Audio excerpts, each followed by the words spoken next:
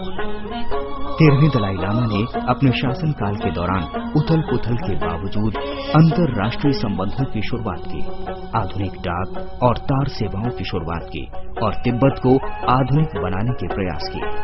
17 दिसंबर 1933 को उनका देहांत हो गया।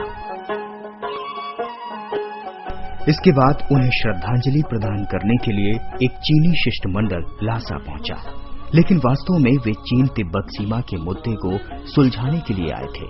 चीनी प्रतिनिधि को उसी आधार पर लासा में रहने की अनुमति प्रदान की गई जिस आधार पर नेपाली और भारतीय प्रतिनिधि वहां रहते थे।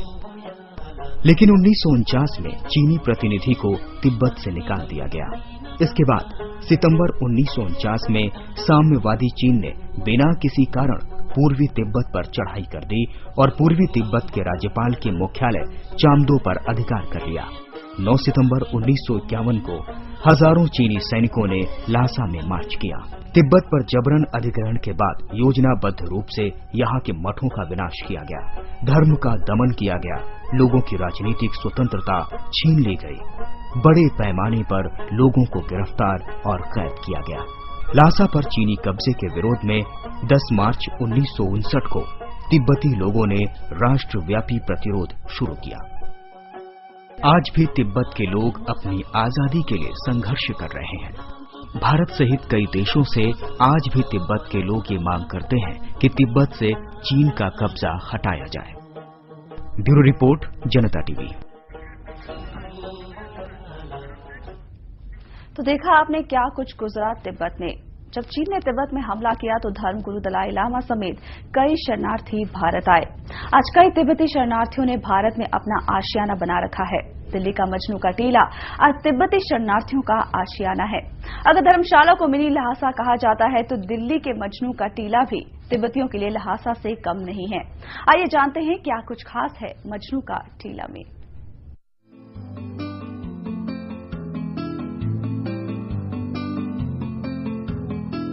तिब्बत की राजधानी लहासा को देखने के लिए आपको तिब्बत जाने की जरूरत नहीं।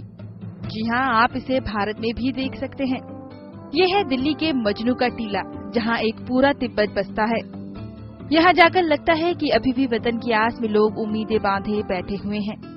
जब तिब्बत में चीन ने हमला किया तो धर्मगुरु दलाई लामा के साथ कई तिब्बती शरणार्थी भारत आ गए और भारत के अलग अलग कोने में बस गए। ऐसे ही दिल्ली के मजनू के टीले में आपको कई शरणार्थी नजर आएंगे जो इस इलाके में अपना जीवन बसर कर रहे हैं। ये लोग बस उम्मीदें लगाए बैठे हैं कि कब ये लोग अपने मुल्क जाएंगे और कब इनके देश से चीनी सेना का कब्जा हटेगा।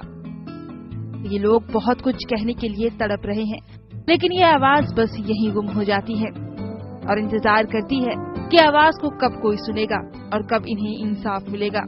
जब इन लोगों ने यहाँ शरण ली थी तब इस इलाके की तस्वीर कुछ और ही थी, मगर आज वक्त के साथ साथ इस इलाके की तस्वीर भी बदल गई। झोपड़ी की जगह अब मकानों ने ले ली है। यहाँ के लोग भले ही दिल्ली के रंग में रंग गए हों, लेकिन अभी भी दिल से तिब्बत जाने की उम्मीद बाकी है। घर तो नहीं है, लेकिन घर जैसा माहौल बनाने की पूरी कोशिश यहाँ की गई है ताकि अपने मुल्क जैसा ही सब महसूस कर सके। यहाँ कई ऐसी दुकानें भी हैं जहाँ से ये लोग अपना गुजर बसर चलाते हैं। स्वेटर जूते से लेकर शॉल तक सभी चीजें आपको इन तिब्बती मार्केट में मिल जाएंगी।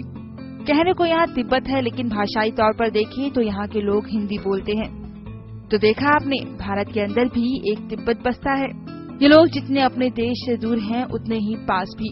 अपनी संस्कृति और सभ्यता के साथ सालों से ये यहाँ रह रहे हैं और बस यही दुआ करते हैं कि हम कब अपने मुल्क जाएंगे। ब्यूरो रिपोर्ट, जनता टीवी। तो तिब्बत न्यूज में फिलहाल इतना ही। जाते जाते हम आपको दिखाते हैं बोल free Tibet.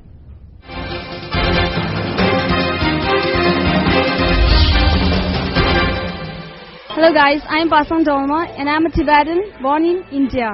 Tibetan refugee. I am a refugee born in India, and every year we go for protest. Being a Tibetan, we have this responsibility to get back our freedom. Recently in China, in Tibet, our 9 monks, including one nun, they self-immolated themselves just to show the world how they are suffering from the brutal oppression of Chinese. And I am a Delhi University graduate student, and we go for protest, bunking our class. Not like Indian students, they regularly go for classes and they know more than us. We have to bunk our class to get back our freedom, and we feel really sad without having our own country. And for me personally, I have never been to Tibet. I really wish to go to Tibet, but without the Chinese operation under us. बोलने की आजादी।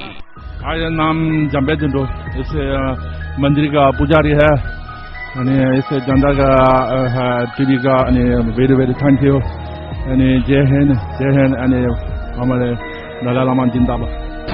बोलने की आजादी। मेरा नाम जिगदल टेंजे बोलते हूँ। मैं एक टिबेटन रिफ्यूजी हूँ। मैं इंडिया में आके 19 इयर्स हो गया, और मैं एक टिबेटन में जो पॉलिटिक्स के ऊपर राइटर का काम कर रहा हूँ। मैं 2 बुक किताब लिख चुका हूँ। इसलिए मैं जो कहना है, जो तिब्बत की इश्यूज जो है, ये भारत का बॉर्डर इश्यूज और जो बर्मा पुत्रा का इश्यूज और इंडियन सिक्योरिटी इश्यूज या एंड ऑल्सो जो तिब्बत का चिंता जो है वो हिंदुस्तान का एक संस्कृत जो बुद्धिस्ट जो तिब्बत में आया है वो भी हिंदुस्तान का ये है। तो इसलिए मैं कहना चाहती हूँ कि जो तिब्बत जो लड़ाई हो रहा है ये सिर्फ तिब्बत बचाने के लिए नहीं है। जो तिब्बत का जितना लड़ाई किया और तिब्बत का जो मतलब जो है सही तरह से इंटरनेशनल पे नहीं उठ सका है।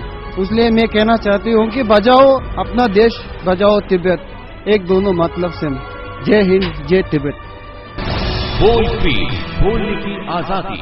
मैं जनता, मेरा नाम राहुल है। मैं यहाँ पे तिब्बतन कॉलोनी आता हूँ, काफ़ी टाइम से हो गए, मुझे 5-6 साल हो गए यहाँ आते हुए। और मुझे यहाँ का कल्चर बहुत पसंद है, और मुझे यहाँ का स्पेशली मुझे यहाँ का फूड बहुत ज़्यादा पसंद है। और काफ़ी अच्छा लगता है यहाँ पे लोगों को देखते हुए, जो हमारे देश में मतलब प्राइम मिनिस्टर ने रेफ्यूजीज इनको स्थान दिया है यहाँ पे रहने के लिए। और मैं चाहता हूँ कि इनके राइट्स के लिए लोग आवाज़ उठाएं और काफ़ी आगे तक जाएं।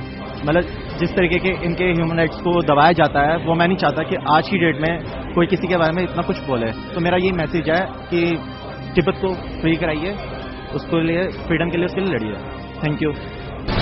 बोलने की आजादी। Hi, I'm Janta. My name is Tenzin Darren Shaling. I am a Tibetan living in exile here in India. All I want to say is I think we, the Tibetan people, are very thankful, or indeed very grateful to the Indian government and to the Indian people for hosting us for the last 52 years and for enabling us to preserve our culture and make a little Tibet here in India. So I'd like to thank the Indian government, the Indian people, and everyone who's made India a safe haven for all of us here.